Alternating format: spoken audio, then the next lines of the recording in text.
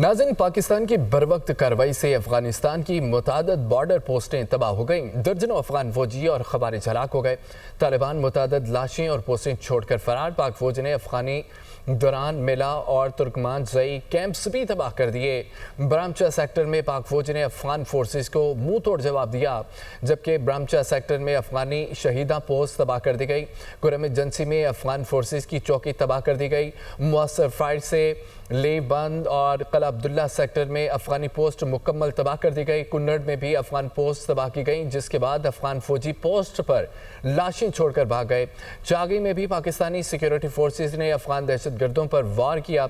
अफगानिस्तान की जानिब से जारियत उस वक्त की जा रही है जब अफगान वज़ीर ख़ारजा भारत के दौरे पर हैं।